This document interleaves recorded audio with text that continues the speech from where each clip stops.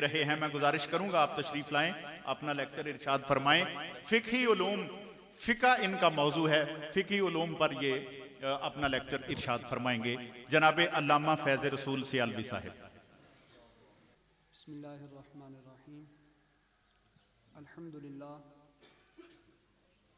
الحمدللہ حمدا تنجلی بها ظلمات الآلام، الصلاة والسلام على سیدنا محمد قمر التمام، وعلى آلہ واصحابہ مصابیح الظلام، وعلى المهتدین بانوارہم الى یوم القیام۔ اما بعد فاعوذ باللہ من الشیطان الرجیم، بسم اللہ الرحمن الرحیم۔ قال اللہ تبارک وتعالی فی القرآن المجید والفرقان الحمید، فلولا نفر من كل فرقة منهم طائفة ليتفقهوا في الدين ولينذروا قومهم إذا رجعوا إليهم لعلهم يحذرون۔ صدق الله مولانا العظيم وبلغنا رسوله النبي الكريم الأمين۔ إن الله وملائكته يصلون على النبي يا أيها الذين آمنوا صلوا عليه وسلموا تسليما۔ الصلاة والسلام عليك يا سيدي يا رسول الله، وعلى آلك وأصحابك يا سيدي يا حبيب الله۔ الصلاة والسلام عليك يا سيدي يا نبي الله، وعلى آلك وأصحابك يا سيدي يا نور الله۔ مولاي صل وسلم دائما أبدا على حبيبك خير الخلق كلهم، هو الحبيب الذي ترجى شفاعته لكل هول من الأهوال مقتحم۔ دع ما ادعته النصارى في نبيهم، واحكم بما شئت مدحا فيه واحتكم، فإن فضل رسول الله ليس له حد فيعرب عنه ناطق بفمي۔ مولاي صل وسلم دائما أبدا على حبيبك خير الخلق كلهم۔ ماشاءاللہ۔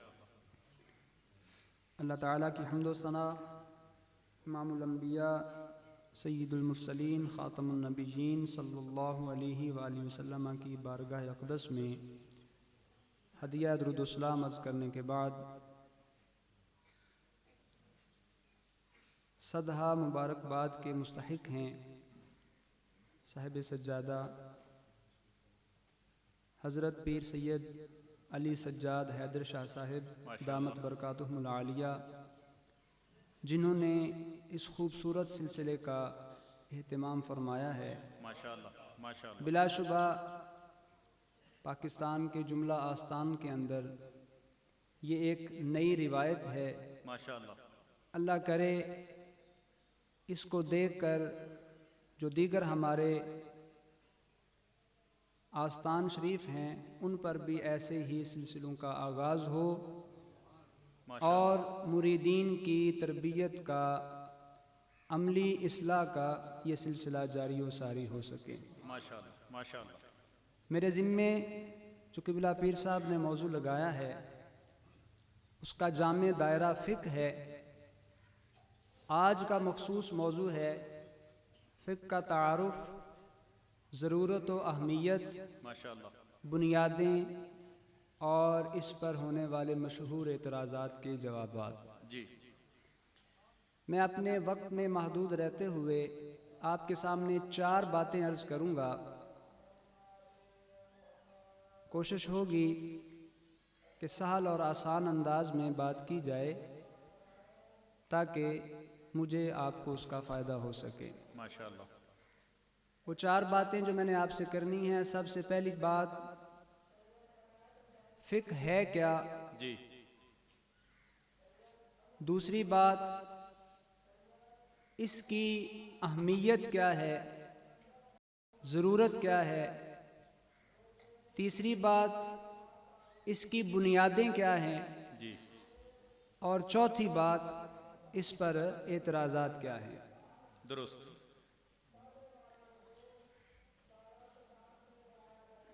کسی بھی چیز کی معرفت حاصل کرنے کے لیے سب سے پہلے اس کی تعریف لغوی اعتبار سے، اصطلاحی اعتبار سے جاننا ضروری ہوتا ہے۔ فقہ کا لغوی معنی ہے الفہم، جی سوجھ بوجھ، کسی چیز کو سمجھنا، کسی چیز کے بارے میں ادراک حاصل کرنا، جاننا۔ جی قرآن مجید کے اندر فقہ کا یہ لفظ اس معنی کے اندر متعدد جگہ استعمال ہوا۔ جی ارشاد باری تعالی ہے لا یکادون یفقہون حدیثا۔ یہاں یفقہون جس کا مادہ فقہ ہے،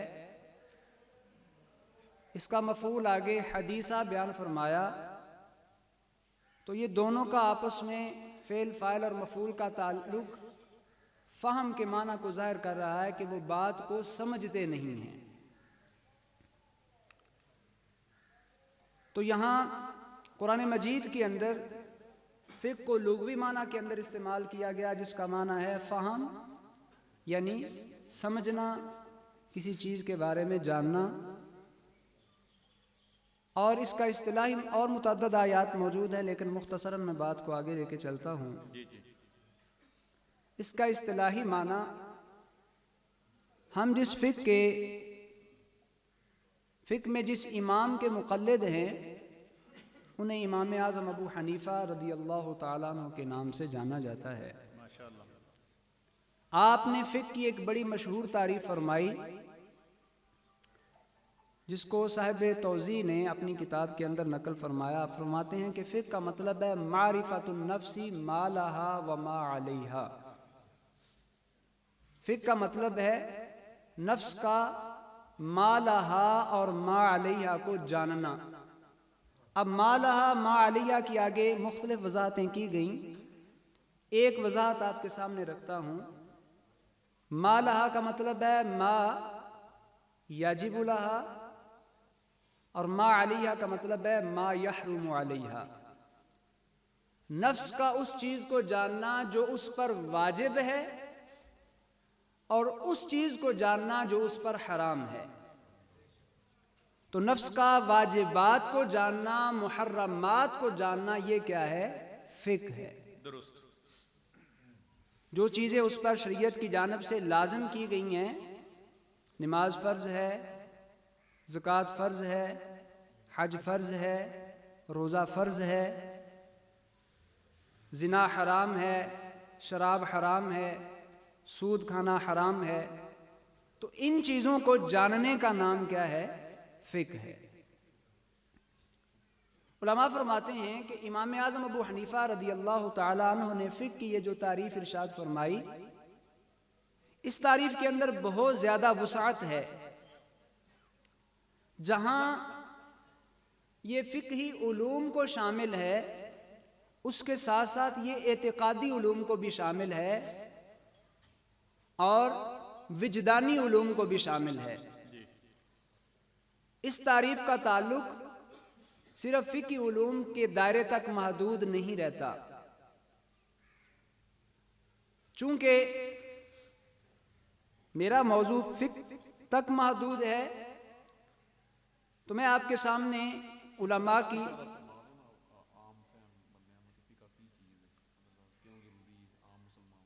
جی میں آگے جی جی تو فقہ یہ موضوع ہے، اور اس تک اس تعریف کو جامع کرنے کے لیے بعد کی علماء نے اس میں ایک قید بڑھائی عملاً کی، جس کا ہماری عملی زندگی سے تعلق ہے۔ فرمایا کہ نفس کا ما لہا اور ما علیہا کو جاننا عملی اعتبار سے یہ کیا ہے؟ فقہ ہے۔ اب اس قید کی وجہ سے اعتقادی علوم جن کا تعلق علم کلام کے ساتھ ہوتا ہے وہ اس سے خارج ہو گئے، اور وجدانی علوم جس کا تعلق علم اخلاق اور علم تصوف کے ساتھ ہے وہ بھی اس سے خارج ہو گئے۔ اب اس کا دائرہ صرف جو عملی علوم ہے، فقہ ہے، اس تک محدود ہو گیا۔ یہ تعریف علماء احناف کے ہاں مشہور ہے، لیکن ہمارے عرف میں طلباء کے ہاں عمومی طور پر جو تعریف فقہ کی استعمال کی جاتی ہے، امام شافعی رضی اللہ تعالیٰ عنہ نے وہ تعریف ارشاد فرمائی. آپ فرماتے ہیں کہ فقہ کا مطلب ہے هو العلم بالاحکام الشرعیۃ العملیۃ من ادلتها التفصیلیہ. فقہ ہے احکام شرعیہ عملیہ کو تفصیلی دلائل سے جاننے کا نام، کہ شرعی احکام جن پر ہم نے عمل کرنا ہے ان شرعی احکام کو جاننا کس سے؟ تفصیلی دلائل سے. احکام یہ حکم کی جمع ہے. اب حکم کا کیا مطلب ہے؟ ایک لفظ تو بول دیا جاتا ہے، اس کا مطلب کیا ہے؟ علماء نے فرمایا حکم کا مطلب ہے خطاب اللہ تعالی المتعلق بافعال المکلفین. یہ اللہ تعالیٰ کا خطاب ہے جو مکلفین کے افعال کے ساتھ متعلق ہے.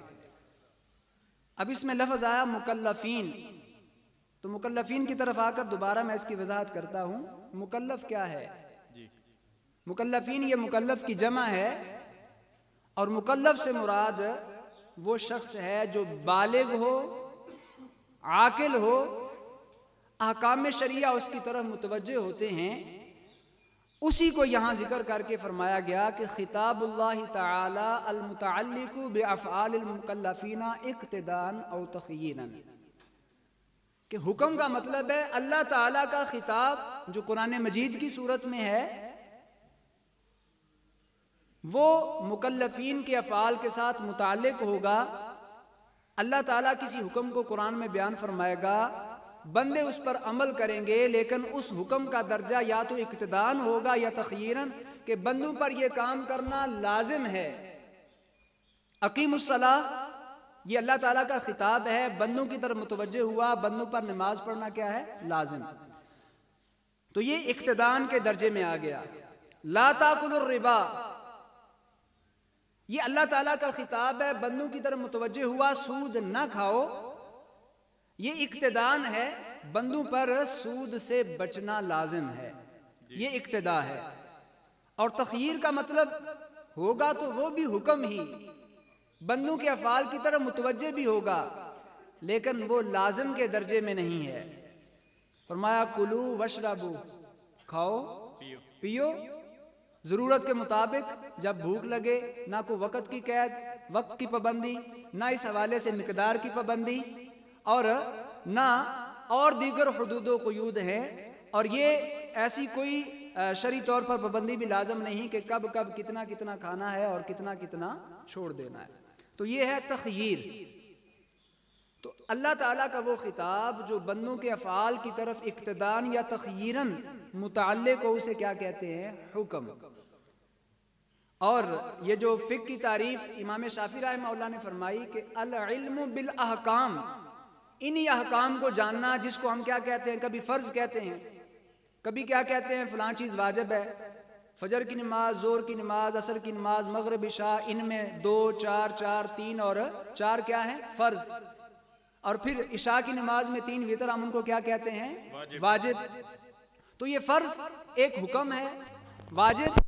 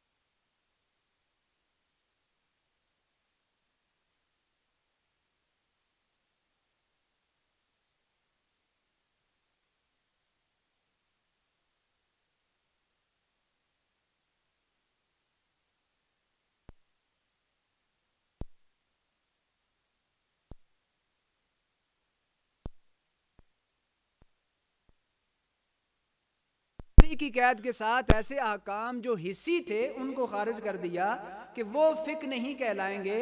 فقہی احکام صرف وہ ہوں گے جن کا تعلق کس کے ساتھ ہوگا؟ شریعت کے ساتھ ہوگا. اچھا، شریعت کے ساتھ پھر آگے عملی کی قید بھی لگائی کہ وہ احکام جو شرعی بھی ہوں عملی بھی ہوں. فقہ کا تعلق عملی شرعی احکام کے ساتھ ہوگا، اعتقادی احکام کے ساتھ نہیں ہوگا.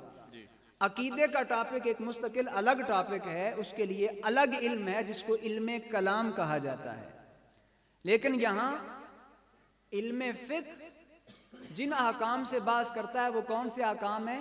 شرعی اور عملی، جن پر ہم عمل کرتے ہیں. نماز ایک عمل کا نام ہے، روزہ ایک عمل کا نام ہے، زکوٰۃ ایک عمل کا نام ہے، حج ایک عمل کا نام ہے، سود سے بچنا ایک عمل کا نام ہے، زنا سے بچنا ایک عمل کا نام ہے، شراب پینے سے بچنا ایک عمل. تو وہ احکام جو شرعی ہوں عملی ہوں ان احکام کا علم حاصل کرنا یہ کیا ہے؟ فقہ ہے. آگے فرمایا من ادلتہ التفصیلیہ، ان احکام شرعیہ عملیہ کو ہم کس سے جانیں گے؟ تفصیلی دلائل سے. تو تفصیلی دلائل سے جاننے کا نام یہ فقہ ہے. کیا ہر شخص کے پاس اتنا وقت ہے کہ وہ ہر شرعی حکم کو اس کی تفصیلی دلیل کے ساتھ جانے؟ ایسا نہیں ہے. ہر شخص کی یہ ذمہ داری بھی نہیں لگائی گئی. جو میں نے آیا کریمہ پڑھی وہ اسی چیز کی طرف اشارہ کرتی ہے. سورہ توبہ آیت نمبر 122 ارشاد باری تعالیٰ ہے فَلَوْلَا نَفَرَ مِن كُلِّ فِرْقَةٍ مِّنْهُمْ طَائِفَةٌ لِيَتَفَقَّهُوا فِي الدِّينِ وَلِيُنذِرُوا قَوْمَهُمْ إِذَا رَجَعُوا إِلَيْهِمْ لَعَلَّهُمْ يَحْذَرُونَ. یہاں یہ فرمایا گیا کہ لوگوں میں سے ایک گروہ نکلے، کیا کرے؟ تاکہ وہ دین کی فقاہت حاصل کرے، وہ دین میں فقیہ بنے، دین کی سوجھ بوجھ حاصل کریں، پھر اپنی قوم کے پاس جا کر انہیں ڈرائیں تاکہ وہ لوگ خوف زدہ ہوں، اللہ تعالیٰ کا خوف ان کے دلوں میں پیدا ہو اور وہ آخرت کی فکر کرے. تو یہاں تفقہ فی الدین کے لیے تمام بندوں کو مکلف نہیں بنایا گیا، تمام کلمہ گو لوگوں کو مکلف نہیں بنایا گیا. اس میں بھی امت کے لیے آسانی ہے. صرف ایک خاص گروہ کسی بھی علاقے سے آپ دیکھتے ہیں کہ الحمدللہ اس آیا مبارکہ پر کسی نہ کسی طرح سے آج بھی امت کے اندر عمل ہو رہا ہے کہ ہر گاؤں سے چند خاندانوں کے بچے جو ہیں وہ مدارس کے اندر جاتے ہیں، علم دین حاصل کرتے ہیں، آ کر لوگوں کو مسائل بتاتے ہیں، اور یہ سلسلہ جاری و ساری ہے. تو ایک خاص گروہ. لیکن یاد رہے کہ اس کا ہرگز یہ مطلب نہیں ہے کہ ہم پر جو چیزیں فرض ہیں ان کا علم بھی حاصل نہ کریں. اس کے تحت علماء نے یہ بات بھی ارشاد فرمائی کہ یہی آیا مبارکہ دو پہلوؤں کی طرف اشارہ کر رہی ہے. ایک علم جو فرض کفایہ ہے اور ایک علم جو فرض عین ہے. فرض کفایہ وہ ایک جماعت اگر جا کے علم حاصل کر لے آ کے باقیوں کو بتائے تو اس پر عمل ہو گیا. لیکن فرض عین جو ہر شخص کے لیے ہے وہ یہ ہے کہ جب بچہ بالغ ہو جائے اس پر نماز پڑھنا فرض ہے تو اس پر نماز کے تمام مسائل کا علم حاصل کرنا بھی فرض ہے. کہ نماز کے اندر ارکان کتنے ہیں، اس کی شرائط کیا کیا ہیں، واجبات کیا کیا ہیں، مفسدات کیا کیا ہیں، مکروہات کیا کیا ہیں، کن چیزوں کو کرنے سے سجدہ سہو لازم ہوگا، کن چیزوں کے کرنے سے نماز سرے سے ادا ہی نہیں ہوگی، اور کن چیزوں کی شرائط ملحوظ رکھنے سے نماز مکمل طور پر صحیح ہوگی. تو یہ کیا ہے؟ فرض عین. یہ ہر اس شخص پر لازم ہو جاتا ہے جس پر نماز فرض ہو جاتی ہے. ایک شخص صاحب نصاب ہو جائے تو اس شخص پر زکوٰۃ کے جملہ مسائل کا علم حاصل کرنا فرض ہے. سال گزر جائے تب لازم ہوگی، نصاب کتنا ہو تب لازم ہوگی، کس کو دینا مجھ پر لازم ہے، کس کو دوں گا تو زکوٰۃ ادا ہی نہیں ہوگی. تو یہ سارے مسائل سیکھنا اس پر لازم.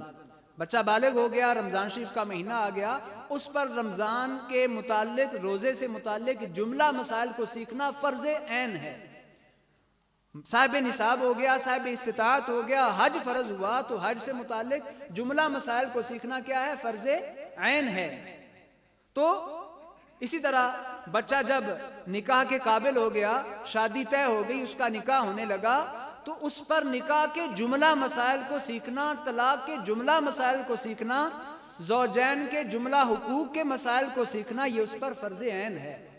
اور ہم ان ساری چیزوں سے صرف نظر کرتے ہیں، جس کی وجہ سے کئی مسائل کا شکار ہیں۔ ان سے بچنے کی واحد صورت یہی ہے کہ ہم اس حقیقت کا ادراک کرتے ہوئے ہمارے ذمے جن مسائل کا علم حاصل کرنا فرض عین ہے، ان مسائل کا علم حاصل کریں، تاکہ نماز کی ادائیگی صحیح ہو سکے، زکوٰۃ کی ادائیگی صحیح ہو سکے، روزے کی ادائیگی صحیح ہو سکے، حج کی ادائیگی صحیح ہو سکے، ہمارے جو خاندانی مسائل ہیں وہ ان سے ہم نجات حاصل کر سکیں، اور حقوق زوجین اچھے طریقے سے ادا کیے جا سکیں۔ تو اس آیہ مبارکہ کے اندر دونوں پہلو، تو فرض کفایہ ایک مخصوص گروہ اور مخصوص جماعت کے لیے ہے، فرض عین ہر اس شخص کے لیے ہے جس پر کوئی بھی حکم شرعی جب جب لازم ہوتا ہے تب تب اس پر ان مسائل کو سیکھنا فرض عین ہو جاتا ہے۔ تو ابھی تک میں نے آپ کے سامنے اپنے موضوع کا پہلا حصہ بیان کیا، کیا کہ فقہ کا لغوی معنی سوجھ بوجھ ہے، اور اصطلاحی معنی احکام شرعیہ عملیہ کو تفصیلی دلائل سے جاننے کا نام ہے۔ یہاں اسی ضمن میں اپنے موضوع کے چوتھے پوائنٹ کو ضمناً عرض کر دوں کہ یہاں من ادلۃ تفصیلیہ، یہ بات قید کے طور پر تعریف میں بیان کی گئی، جو اس بات کی طرف اشارہ کر رہی ہے کہ ہر شخص پر یہ بات لازم نہیں، یہ کام صرف کس کا ہے؟ مجتہدین کا، یہ خاص گروہ کا کام ہے، باقی لوگوں کا کام دیگر دنیا کے سارے کام کاج کرنا ہے۔ تو کچھ لوگ آج فقہ پر جو سب سے بڑا اعتراض کرتے ہیں وہ یہ ہے کہ فقہ قرآن و سنت کے مقابلے میں ایک الگ چیز ہے، یہ قرآن سنت کے متعارض کوئی چیز ہے، مخالف کوئی چیز ہے، لہذا تم قرآن و سنت کو چھوڑ کر کیا کرتے ہو جی؟ فقہ کے پیچھے لگ گئے ہو، تم مقلد ہو گئے ہو، تم یہ ہو گئے ہو، تم وہ ہو گئے ہو، لہذا تم سرے سے کیا ہو؟ گمراہ ہو، بدعتی ہو۔ دیکھیں ایسا نہیں ہے، ہرگز ایسا نہیں ہے۔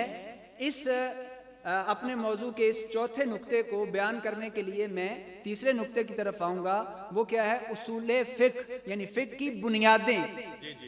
اگر ہمیں فقہ کی بنیادیں پتہ چل جائیں، فقہ کی بنیادیں کیا ہیں، فقہ کی بنیادیں کیا ہیں، تو اس اعتراض کا جواب بآسانی مل جائے گا، اور جو اعتراض کرنے والے ہیں ان کے بارے میں یہ حقیقت واضح ہو جائے گی کہ وہ محض عناد کی وجہ سے یہ اعتراض کرتے ہیں، اس اعتراض کا حقیقت سے دور دور تک کوئی تعلق نہیں ہے۔ تو آپ ہماری اصول فقہ کی ساری کتابیں اٹھا کے دیکھ لیں، ان میں ایک ہی بات کی گئی ہے کہ اصول فقہ 4 ہیں: کتاب اللہ، سنت رسول، اجماع امت اور قیاس۔ تو فقہ کی بنیادیں کتنی ہیں؟ 4، اور ان بنیادوں میں سب سے پہلی بنیاد کیا ہے؟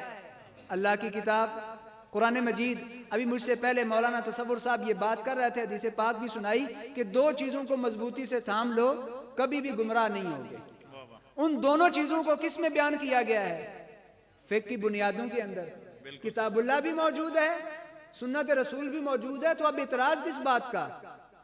فقہ کوئی الگ چیز تو نہ ہوئی، فقہ تو بیس ہی انہی دونوں چیزوں پہ کر رہی ہے، بیس کے اندر یہ دونوں چیزیں موجود ہیں۔ اور علماء نے بیان فرمایا قرآن مجید کے اندر 6236 آیات ہیں، مشہور ہے 6666، ایسا نہیں ہے۔ قرآن مجید میں جدید تحقیق کے مطابق 6236 آیات ہیں، اور ان 6236 آیات میں سے 500 آیات ایسی ہیں جن کا ڈائریکٹ تعلق علم فقہ کے ساتھ ہے۔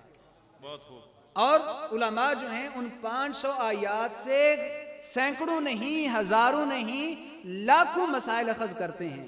صرف فقہ حنفی کے جو اخذ کردہ مسائل ہیں ان کی تعداد 10 لاکھ سے زیادہ ہے۔ ماشاءاللہ 10 لاکھ سے زیادہ مسائل ہیں جو فقہ حنفی کے اندر ہمارے بزرگوں نے علماء کی امت کی سہولت اور آسانی کے لیے وضع کیے، رکھے، کتابوں کے اندر درج ہیں۔ 10 لاکھ سے زیادہ مسائل۔ تو یہ سارے کس پہ بیس کرتے ہیں؟ انہی قرآنی اصولوں پہ. 500 آیات. پھر احادیث مبارکہ کی تعداد سندوں کے تکرار کے ساتھ تو لاکھوں میں ہے. اگر سندوں کا تکرار ختم کر دیا جائے تو بعض نے فرمایا 40,000، بعض نے 45,000، بعض نے 15,000 کہ جملہ متون کی اتنی تعداد ہے. تو اتنی تعداد، ان میں سے 3,000 احادیث ایسی ہیں جن کا تعلق کس کے ساتھ ہے؟ علم فقہ کے ساتھ ہے. تو ہمارے بزرگوں نے 3,000 احادیث طیبہ کے ساتھ فقہ کی بنیاد رکھی اور فقہی علوم کو ان 3,000 احادیث سے اخذ کیا ہے. اب 500 قرآنی آیات، 3,000 احادیث نبویہ علی صاحب الصلاۃ والتسلیم. اب آپ یہ بتائیں کہ اتنی ہزاروں احادیث پر، سینکڑوں آیات پر جس علم کی بنیاد ہو، کیا وہ قرآن و سنت کے مقابلے میں کوئی الگ علم ہو سکتا ہے؟ یہ محض عناد کی بنیاد پر اعتراض ہوگا، اس کا حقیقت کے ساتھ کسی قسم کا کوئی تعلق نہیں ہے. جی بے شک قبلہ پیر صاحب فرما رہے ہیں کہ ان کو علم، حقیقت یہی ہے کہ وہ اس چیز سے نابلد ہے. اور ہر کوئی وہ خود کو، ہمیں تو تقلید کا طعنہ دیتے ہی ہیں، لیکن ان کی عوام بھی تقلید سے مبرہ نہیں ہے، تقلید سے خالی نہیں. ہر ان کے شخص کو جملہ مسائل شریعہ کا علم نہیں ہے.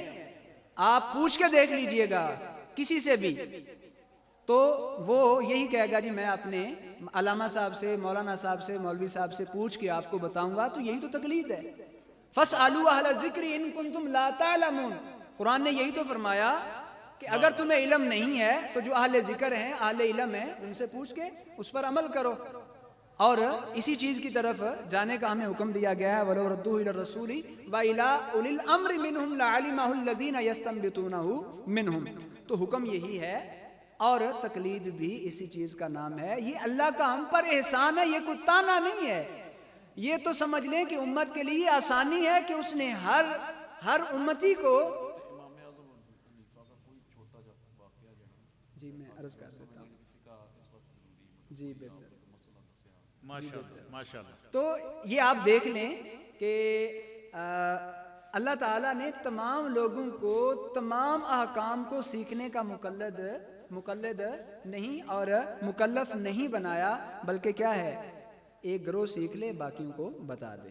اور یہ کام اس طرح چلتا رہے. باقی جو سارے ہیں وہ کیا کرتے رہیں، اس پر پوچھ کے عمل کرتے رہیں، اور دنیا کا نظام بھی چلتا رہے، دین کا نظام بھی چلتا رہے، اور یہ سارا سلسلہ آگے بڑھتا چلا جائے. تو اب تک میں نے آپ کے سامنے اپنے موضوع کی 3 باتیں مختصراً عرض کر دیں. ایک فقہ کی تعریف، دوسرا فقہ کی بنیادیں، اور تیسرا فقہ پر ہونے والا ایک مشہور اعتراض. اور اعتراضات بھی ہیں، لیکن سب سے بڑا اعتراض یہی کیا جاتا ہے جس کا جواب مزید اب میں آپ کے سامنے قرآن مجید سے، رسول اللہ صلی اللہ علیہ وسلم کی احادیث سے، اہمیت کے حوالے سے احادیث رکھنے لگا ہوں جو اس بات پر گواہ بھی ہوں گی کہ فقہ کوئی نئی چیز نہیں ہے، بلکہ اس کو حاصل کرنے کا خود قرآن میں حکم ہے، رسول اللہ صلی اللہ علیہ وسلم کے فرمان میں حکم دیا گیا ہے، باقاعدہ ترغیب دلائی گئی ہے، اور وہ اس کے اہم اور ضروری ہونے کی دلیل ہے.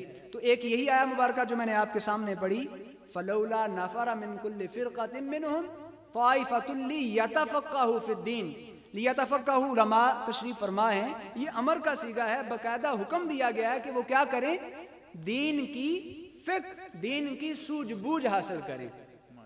تو اس کا باقاعدہ حکم دیا گیا ہے، اور فقہ کا علم حاصل کرنا یہ اللہ تعالیٰ کے حکم پر عمل کرنا ہے. رسول اللہ صلی اللہ علیہ وسلم کی اس حوالے سے متعدد احادیث مبارکہ ہیں، آپ کے سامنے ذکر کرتا ہوں. رسول اللہ صلی اللہ علیہ وسلم نے ارشاد فرمایا، حضرت ابن عباس رضی اللہ تعالیٰ عنہما رامی، آپ نے فرمایا فقیہ واحد اشد علی الشیطان من 1000 عابد. ماشاءاللہ. ایک فقیہ 1000 عبادت گزار پر، شیطان پر قوت رکھنے کے حوالے سے زیادہ سخت ہوتا ہے. تو اگر شیطان 1000 عابد پر حملہ کرے، دوسری طرف ایک فقیہ ہو، تو ایک فقیہ جو ہے اس شیطانی حملے کے اندر اس شیطان پر کیا ہوتا ہے، فوقیت رکھتا ہے، اس پر غالب آ جاتا ہے، اس پر بھاری ہوتا ہے. تو شیطان کا عابد کو بہکانا آسان ہے، فقیہ کو بہکانا آسان نہیں ہے۔ یہ فقیہ کی فقہ کی جو ہے عظمت پر دلالت کرتا ہے، اور رسول اللہ صلی اللہ علیہ وسلم نے یہ ارشاد فرمایا من یرید اللہ بہ خیرا یفقہہ فی الدین، اللہ جس سے بھلائی کا ارادہ فرماتا ہے اسے دین کی فقاہت عطا فرماتا ہے، اسے دین کی سوجھ بوجھ اور فہم عطا فرماتا ہے۔ تو یہ حدیث پاک بھی فقہ کی اہمیت، ضرورت اور عظمت پر دلالت کرتی ہے۔ اور جناب سیدنا علی مرتضیٰ شیر خدا رضی اللہ تعالیٰ عنہ کا فرمانے علی شان ہے، فرماتے ہیں میں نے بارگاہ رسالت مآب صلی اللہ علیہ وسلم میں عرض کی یا رسول اللہ صلی اللہ علیہ وسلم ان نزل بنا امر لیس فیہ بیان امر ولا نہی فما تامرنا، یا رسول اللہ صلی اللہ علیہ وسلم اگر کوئی ایسا مسئلہ پیش آ جائے جس کے بارے میں کوئی وضاحت نہ ہو، نہ کوئی امر ہو نہ کوئی نہیں ہو، اللہ کا کوئی حکم بھی نہیں، کوئی ممانعت بھی نہیں ہے، تو آپ ہمیں کیا حکم دیتے ہیں، ہمیں کیا کرنا چاہیے؟ فرمایا تو شاورون الفقہاء، تو پھر کیا کرنا ہے؟ فقہاء سے مشاورت کرنی ہے۔ کس سے مشاورت کرنی ہے؟ فقہاء سے۔ تو یہ چیز بھی فقہاء جو فقہ کے حاملین ہیں ان کی عظمت پر، علم فقہ کی عظمت پر دلالت کرتی ہے۔ اور ایک اور حدیث پاک، پھر اپنے موضوع کو، گفتگو کو ختم کرتا ہوں۔ جناب سیدنا ابو ہریرہ رضی اللہ تعالیٰ عنہ نے بات کی اور بڑی پتے کی بات کی، اور یہ علم فقہ کی اہمیت کو بڑے واضح انداز میں آپ کے سامنے رکھتی ہے۔ جناب سیدنا ابو ہریرہ فرماتے ہیں لَأَنْ أَفْقَهَ سَاعَةً احب الی من ان احیی لیلۃ اصلیھا حتی اصبح، فرمایا میں فقہ کا علم ایک گھڑی حاصل کروں، ایک ساعت فقہ کا علم حاصل کروں، میرے لیے یہ اس بات سے بہتر ہے کہ میں ساری رات رب کی بارگاہ میں کھڑا ہو کر نماز پڑھتا رہوں۔ تو ایک طرف ساری رات کا احیاء، وضو کر کے ٹھنڈی رات ہو، گرم رات ہو، سردی کی راتیں ہوں، گرمی کی راتیں ہوں، پوری رات عبادت میں گزار دینا، نماز میں گزار دینا، یہ ساری عبادت ایک طرف۔ جناب ابو ہریرہ کیا فرما رہے ہیں کہ فقہ کا ایک گھڑی علم حاصل کرنا ایک طرف، یہ میرے نزدیک زیادہ محبوب ہے۔ اور یہ کن کے تربیت یافتہ ہیں؟ رسول اللہ صلی اللہ علیہ وسلم کے۔ حضور علیہ الصلوۃ والسلام کے صحابہ میں سب سے زیادہ احادیث روایت کرنے والے، دیگر اقوال بھی ہیں، تو 5000 سے زائد آپ نے احادیث روایت کی ہیں جنہوں نے حضور کی بارگاہ سے اس انداز میں تربیت پائی۔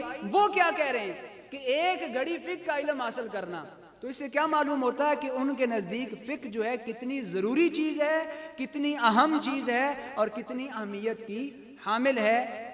معزز سامعین کرام، میں نے اپنے وقت کے اندر رہتے ہوئے آپ کے سامنے اپنے موضوع کے چاروں نکات، فقہ کی تعریف اور اس کی اہمیت اور اس کی بنیادیں اور اس پر ہونے والے اعتراضات آپ کے سامنے بیان کیے۔ بارگاہ رب العزت میں دعا ہے کہ اللہ تعالیٰ میری اس گفتگو کو اپنی پاک بارگاہ میں قبول و منظور فرمائے، میرے لیے، آپ کے لیے نافع بنائے۔ آپ احباب میں سے کسی کا اس متعلق کوئی سوال ہو تو آپ کر سکتے ہیں۔ جی، السلام علیکم ورحمۃ اللہ وبرکاتہ۔ امام اعظم ابو حنیفہ، آپ کا کوئی فقہ کے حوالے سے واقعہ بیان فرما دیں۔ متعدد واقعات ہیں، جی، ایک چھوٹا سا واقعہ۔ ویسے تو آپ کے پاس بکثرت مسائل آتے تھے، اور آپ نے خود اپنی نگرانی کے اندر 40,000 سے زائد مسائل فقہی جو ہیں وہ وضع کروائے، لکھوائے تھے، اور اس کے بعد آپ کے شاگردوں نے، امام محمد رحمہ اللہ نے 5 لاکھ، اور بعد میں آنے والے جو دیگر فقہاء ہیں 5 لاکھ مسائل، 10 لاکھ سے زائد مسائل جو ہیں وہ فقہ حنفی کے جو ہیں وہ لکھے گئے ہیں۔ تو ایک مسئلہ، امام اعظم ابو حنیفہ رضی اللہ تعالیٰ عنہ کے پاس ایک شخص اپنی ایک مشکل اور پریشانی لے کے آیا، اور پریشانی کیا تھی؟ وہ فقہی مسئلے سے تو ہٹ کے ہے لیکن ہے بڑی دلچسپ۔ اس نے آ کے کہا حضور میری کوئی چیز گم ہو گئی ہے، تو آپ اس کا کوئی حل بتا دیں۔ فقہاء کے پاس ایسے مسائل بھی آیا کرتے تھے، تو فلاں چیز گم ہو گئی ہے، مل نہیں رہی اور بڑی قیمتی چیز ہے، آپ کوئی ایسی صورت بتائیں، ایسا کوئی حل بتائیں کہ مجھے وہ چیز مل جائے۔ تو آپ نے ارشاد فرمایا جاؤ وضو کرو، نماز پڑھو، مل جائے گی۔ واہ واہ۔ وہ شخص گیا، جا کے وضو کیا، نماز پڑھنے لگا، ابھی پہلی رکعت ہی شروع کی تھی، وہ چیز یاد آ گئی کہ فلاں جگہ پڑی ہوئی ہے۔ آپ نے ایک مخصوص تعداد بتائی تھی، فرمایا کہ اتنی رکعتیں نماز پڑھنا، لیکن اسے پہلی دوسری رکعت میں یاد آ گئی، اس نے باقی سب کچھ چھوڑا، جا کے وہ چیز لے لی، اور اس کا وہ جو تھا مسئلہ حل ہو گیا۔ تو امام اعظم ابو حنیفہ رضی اللہ تعالیٰ عنہ دوبارہ وہ آپ کے پاس آیا، آپ نے فرمایا میں نے تمہیں اتنی تعداد بتائی تھی تو تم نے صرف 2 پہ ہی بس کر دی۔ کہنے لگا حضور بات دراصل یہ ہے کہ آپ نے جس مقصد کے لیے مجھے یہ چیز بتائی تھی وہ میرا مقصد تو حل ہو گیا تھا، لیکن آپ نے اتنی تعداد بتائی تھی، دوسری رکعت میں ہی مجھے یہ چیز یاد آ گئی، اس کی حکمت مجھے سمجھ نہیں آئی، وہ ذرا آپ واضح کر دیں، ارشاد فرما دیں۔ آپ نے فرمایا کہ میں نے تمہیں یہ بتایا تھا، اللہ کی عبادت کی طرف لگایا تھا تو شیطان چیزوں کو بھلا بھی دیتا ہے اور پھر یاد بھی کروا دیتا ہے، تو شیطان سے یہ چیز برداشت نہیں ہوئی کہ تم 10 رکھتے ہیں، 100 رکھتے ہیں، 50 رکھتے ہیں، پڑھو پھر جا کے یاد کروائے، اس نے پہلی دوسری رکعت میں ہی تمہیں یاد کروا دیا ہے تاکہ تم زیادہ رب کی عبادت میں کھڑے نہ ہو سکو۔ جی اور کوئی بات؟ جی اور السلام علیکم۔ وعلیکم السلام۔ جناب فقہ حنفی میں جو طلاق کے مسائل ہیں وہ جب یہ کام ہوتا ہے تو دوسرے جو فقہ ہے ان کے پاس جاتے ہیں، تو اس کے بارے میں پھر کیا حکم ہے کہ وہ ان کے ماننے والے ہو جاتے ہیں یا اس کے بارے میں جو حکم ہے وہ ارشاد فرمائیں؟ دیکھیں طلاق کا مسئلہ اس وقت سب سے اہم مسئلہ ہے اور انہوں نے بڑی اچھی بات کی اور یہ سوال اٹھایا۔ ہماری جو چاروں فقہ ہیں، فقہ حنفی، شافعی، مالکی اور حنبلی، اس وقت دنیا کے اندر یہی چاروں رائج ہیں۔ اس سے جو ہٹ کر معاملات چلتے ہیں جن کی طرف سائل نے اشارہ کیا ہے وہ غیر مقلد لوگ ہیں جو دوسرا فتویٰ دیتے ہیں۔ ان چاروں فقہ کے اندر ایسا کوئی فتویٰ نہیں ہے کہ ایک شخص اپنی زوجہ کو ایک ہی وقت میں 3 طلاقیں دے دے، اس کے بعد وہ کسی مفتی کے پاس جائے اور کہے جی اس کا کوئی حل، تو اس کا حل وہی ہے جو قرآن نے بتایا کہ الطلاق مرتان، 2 بار طلاق ہے، رجوع ہو سکتا ہے۔ فَإِن طَلَّقَهَا فَلَا تَحِلُّ لَهُ مِن بَعْدُ حَتَّى تَنكِحَ زَوْجًا غَيْرَهُ، اگر تیسری طلاق دے دی تو اس کے بعد وہ اس کے لیے حلال نہیں رہے گی جب تک کسی اور شوہر سے نکاح نہ کر لے۔ اس کا اور کوئی حل نہیں ہے۔ ہاں طریقہ کار میں فرق ہے، وہ کیا ہے؟ دیتے وقت یہ 3 طلاقیں اکٹھی دینا یہ طلاق بدعت ہے، چاروں فقہا کے نزدیک یہ طلاق بدعت ہے، دینے کا یہ طریقہ درست نہیں ہے۔ ہم یہ سمجھتے ہیں کہ شاید 3 طلاقیں جب تک دیں گے نہیں تب تک عورت سے جان نہیں چھوٹے گی، ایسا نہیں ہے، 1 طلاق دینے سے بھی جان چھوٹ جاتی ہے، اور یہی احسن طریقہ ہے کہ عورت کو 1 طلاق دے دی جائے، دوسری اور تیسری نہ دی جائے، عدت گزر جائے، عورت نے جدھر جانا ہے چلی جائے۔ اگر اس دوران بندے کا دماغ ٹھیک ہو جائے، صلح کروانے والے صلح کروا لیں تو پھر رجوع کی صورت موجود ہوتی ہے، معاملات سیدھے ہو سکتے ہیں۔ میرا سوال ہے حضرت صاحب سے، اگر امام صاحب کی مٹھی سے کم داڑھی مبارک ہو تو امام صاحب کے پیچھے نماز ہو جائے گی یا نہیں؟ واجب الاعادہ ہوگی، دہرانا؟ جی دہرانا لازم ہوگا، دوبارہ پڑھنی پڑے گی۔ اچھا جناب ایک سوال میں بھی کرنا چاہتا ہوں، یہ غیر مقلدین کہتے ہیں اکثر ہمارے اداروں میں کہ نماز تو وہی ہے جو مطلب ہے کہ ہم مرد پڑھتے ہیں، تو یہ جو سنی ہیں ان کی عورتیں اور طرح سے نماز پڑھتی ہیں اور مرد اور طرح سے پڑھتے ہیں، ہماری تو عورتیں بھی ویسے ہی پڑھتی ہیں جیسے ہم پڑھتے ہیں، اس کے بارے میں کچھ ارشاد فرما دیں۔ عورتوں کی نماز کے احکام الگ سے موجود ہیں اور اس سے متعلق ہمارے بزرگوں نے کتابیں بھی لکھی ہیں۔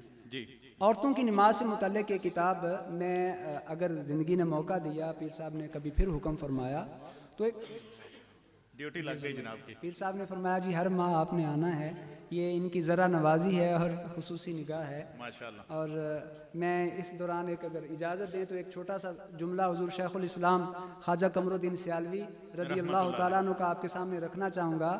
آپ کا یہ الفوظ المقال فی خلفاء پیر سیال کے اندر یہ آپ کا جملہ موجود ہے۔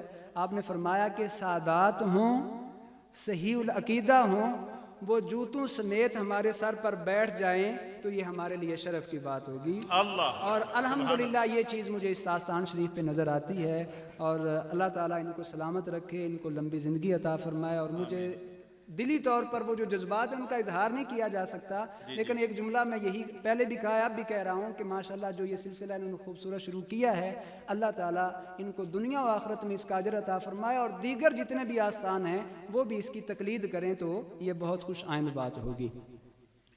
تو عورتوں کی نماز سے متعلق ایک پورا رسالہ موجود ہے، انشاءاللہ جو ہے وہ اگلی دفعہ میں لے کر حاضر بھی ہوں گا، اور آپ سب کے درمیان کوشش کریں گے کہ اتنی تعداد ہو، وہ چلیں سب کے درمیان نہیں تو چند لوگوں تک وہ پہنچ جائے۔ اور جی جی، اور اگر آپ میں سے کچھ چھپوا دے گا تو یہ اور اچھی بات ہو جائے گی اور وہ سب تک پہنچ جائے. تو عورتوں کی نماز سے متعلق باقاعدہ طور پر احکام موجود ہیں. ایسا نہیں کہ حنفی جو ہیں وہ قرآن و سنت سے ہٹ کے عورتوں کے لیے الگ سے کوئی نماز وضع کر رہے ہیں، ایسا ہرگز نہیں ہے. بالکل ٹھیک. السلام علیکم ورحمۃ اللہ وبرکاتہ. جی ماشاءاللہ منور بھائی. میرا مفتی صاحب سے سوال یہ ہے، ایک تو جس طرح آپ نے رسالے کا بتایا ہے، ضروری جو مسائل ہیں فقہی مسائل جو روزمرہ کے عام لوگوں کو ضرورت ہوتی ہے درپیش ہوتے ہیں، اس حوالے سے کوئی سادہ اردو میں کتاب جو ہے وہ فرما دیں تاکہ جو ہے وہ عام لوگ جو ہے حاصل کر کے مطالعہ کر سکیں. جی بالکل، مختصر مسائل کی کتابیں موجود ہیں. بہار شریعت ہماری قبلہ پیر صاحب نے ارشاد فرمایا بہت جامع کتاب ہے، اس میں عبادات، معاملات، مناقحات سارے مسائل موجود ہیں. لیکن اس وقت قیمت اتنی زیادہ ہے، وہ 4-5 جلدوں میں جو نئی چھپی ہوئی ہے، تو ہر بندہ خرید نہیں سکتا. ہاں اگر نماز کے مسائل، زکوٰۃ کے مسائل، حج کے مسائل چاہیں تو دعوت اسلامی کی کتب جو ہیں اس حوالے سے موجود ہیں. فیضان نماز، فیضان روزہ، فیضان حج، فیضان زکوٰۃ، وہ چھوٹی چھوٹی کتابیں ہیں اور ان کے اندر جو ضرورت کے مسائل ہیں وہ سارے بیان کر دیے گئے ہیں. تو سب احباب ان کو لازمی خریدیں، خود بھی پڑھیں، گھروں کے اندر رکھیں، اپنے بچوں کو بھی پڑھائیں تو ضرور. جی اسی طرح نماز کے احکام بھی جو ہے یہ دعوت اسلامی سے چھپی ہوئی ہے، وہ لے لیں تو انشاءاللہ وہ آپ کی جملہ ضروریات کو پورا کریں. جی میرا دوسرا سوال یہ ہے کہ قرآن پاک کے متعلق یہ حکم ہے کہ قرآن پاک کو چھو ہم اس وقت سکتے ہیں جب آپ وضو ہوں، لیکن آج کل چونکہ انٹرنیٹ یہ ڈیوائسز موجود ہیں، موبائلز ہیں، لیپ ٹاپ وغیرہ ہے، خاص طور پہ موبائل یا ٹیب ہے، اس میں اگر ایپ کی صورت میں قرآن پاک ہے تو کیا ہم پڑھتے ہوئے انگلی رکھ کے جس طرح ہم قرآن پاک پڑھتے ہیں تو جب جو ہے موبائل سے ہم جو ہے قرآن پاک پڑھیں گے تو کیا ہمیں باوضو ہونا ضروری ہے یا جو ہے وضو کے بغیر بھی ہم جو ہے اوپر سے جو ہے وہ قرآن پاک کو جو ہے پڑھ سکتے ہیں؟ جی آپ کا سوال موبائل پہ خاص طور پہ. اس وقت علماء کی اس کے بارے میں 2 آراء موجود ہیں. ایک رائے یہ ہے کہ بغیر وضو کے اس کو ٹچ کیا جا سکتا ہے، پڑھا جا سکتا ہے اور اس کی تلاوت وغیرہ کی جا سکتی ہے. دوسری رائے یہ ہے کہ ایسا نہ کیا جائے، جس طرح مصحف کا ادب اور احترام لازم ہے ویسے ہی اس حکم کو پیش نظر رکھتے ہوئے یہاں بھی اسی حکم کو لاگو کیا جائے گا، باوضو ہی اسے چھوا بھی جائے اور باوضو ہی تلاوت بھی کی جائے، یعنی جب یہ ہاتھ میں ہو. ویسے تو تلاوت زبانی کریں تو بے وضو بھی کر سکتے ہیں، لیکن چھونے کے لیے یہ دوسری رائے جو ہے وہ یہ ہے، اور ادب کا تقاضا یہی ہے کہ اس دوسری رائے پر عمل کیا جائے.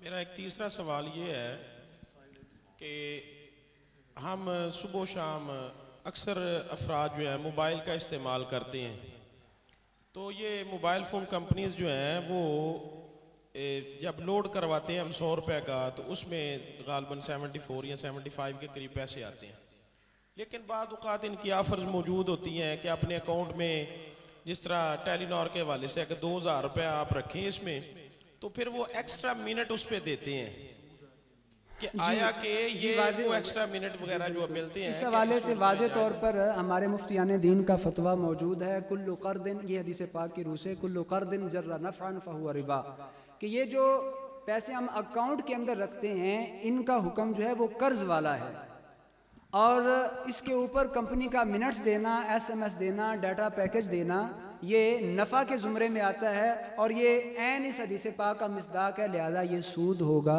اسے استعمال نہ کیا جائے. السلام علیکم. وعلیکم السلام. میرا پہلا سوال اسی موبائل کے متعلق ہے. اگر ہم بیلنس کرواتے ہیں تو جب وہ ختم ہو جاتا ہے یا مکمل ہو جاتا ہے ہم دوبارہ ایڈوانس لیتے ہیں تو جو ایڈوانس میں وہ اضافی مادے میں پیسے کاٹ دے، کیا وہ بھی سود ہوگا؟ جی اس حوالے سے